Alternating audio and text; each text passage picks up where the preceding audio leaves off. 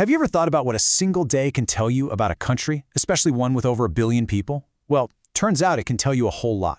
Today we're going to do just that. We're taking a snapshot of India on January 13th, 2026. We're going to look at 3 totally different but really significant stories that all happened on that one day. Let's dive in and see what they show us. So, here's the plan. We'll start by setting the scene for our snapshot. Then, we'll get into a major crackdown on drug trafficking. After that, we'll jump to an amazing archaeological find, a real link to the past. Then, we'll switch gears and look at a big plan for the textile industry's future. And to wrap it all up, we'll see how these pieces fit together to show us the bigger picture. All right, so just think of this whole thing as like a cross-section of a nation's life. We're basically hitting the pause button on one single day to see all the complex gears of the country turning at once. You've got them tackling problems, celebrating history, and planning for the future, all happening at the exact same time. So yeah, on this one day, you get a story about present-day challenges, a story about a stunning discovery from the ancient past, and a story about a big plan for the future economy. It's pretty wild when you think about it, right? It's a fascinating peek into how a country juggles all these different priorities at the same time. Okay, let's start with a really pressing, present-day challenge. On January 13th, the Indian government announced a huge 3-year campaign to go after the country's drug problem. And that move alone tells you just how serious this issue has gotten. But that begs the question, right? How does a country as massive and diverse as India even begin to coordinate a nationwide war on drugs? Well, the answer is a very specialized multi-agency group that's right at the heart of this whole campaign.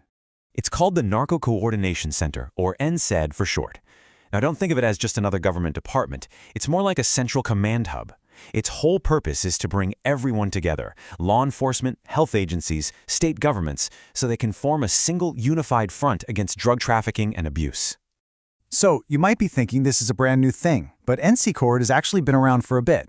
It was first set up back in 2016 and got a boost in 2019. So why is this 2026 announcement such a big deal? Because it's a major escalation. It's a super focused 3-year push to finally get the job done.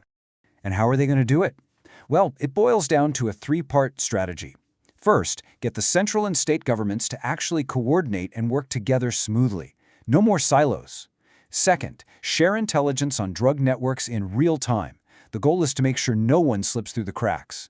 And third, and this is super important, it's not just about making arrests, it's also about prevention and helping people through rehabilitation. And NCORD isn't working alone here, not at all. It's actually coordinating a whole ecosystem of other programs. We're talking about everything from mental health support and addiction treatment to public awareness campaigns, the whole shebang. This creates this big web of initiatives all pulling in the same direction, which really shows you they're taking a comprehensive approach to a super complex problem. All right, let's switch gears completely. We're leaving the urgent problems of the present behind for a moment. Our second story from that same day, January 13th, takes us way back into the past. We're talking about a discovery in North Kashmir that's literally rewriting a piece of history. And you have to get your head around the scale of this thing.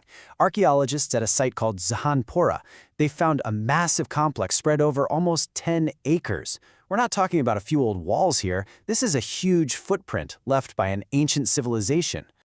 I mean, you really can't overstate how important this is. Experts are calling it one of the largest Buddha structures ever found in Kashmir. Think about that. A major historical landmark just hidden right under the ground all this time. So what's the big deal? What makes it so special? Well, for starters, it dates all the way back to the Kushan era. That's a really key period in the region's history. The structure itself is this enormous stupa-like plateau, and what's just incredible is its massive scale and how well preserved it is after all this time. Plus, the team is using all the latest modern tech to document every single detail. Okay, so we've covered the present and we've dug into the past. Now, our third story from January 13th is all about the future. On this very same day, the Ministry of Textiles rolled out a huge strategic plan to basically transform India's entire textile industry. And trust me, they are thinking big. The first goal of this plan, it's called the District-Led Textiles Transformation Plan, or DLTT, is to find 100 districts with high potential and turn them into global export champions. The aim here is to compete with the best on the world stage. But wait, there's more. That's not the only 100 we're talking about. At the same time, the plan is targeting a different set of 100 districts. These are called aspirational districts. And for them, the goal is to become self-reliant textile hubs. So this part of the plan is really about building things up from the ground.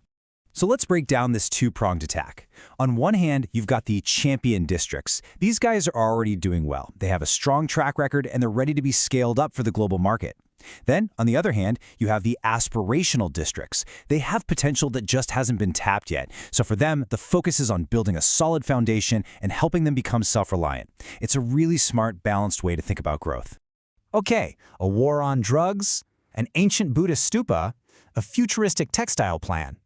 At first glance, these three stories sound completely unrelated, right? Well, maybe not. When you actually put them all together, they start to paint this really fascinating picture of a nation that's constantly in motion. And here's what it all boils down to. On just one day, you can see a nation tackling a critical public safety crisis. That's the present.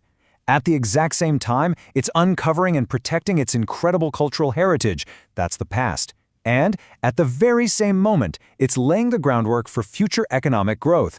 That's the future. And that leaves us with a pretty deep question to ponder. These stories from just one ordinary day reveal the extraordinary balancing act of building a nation.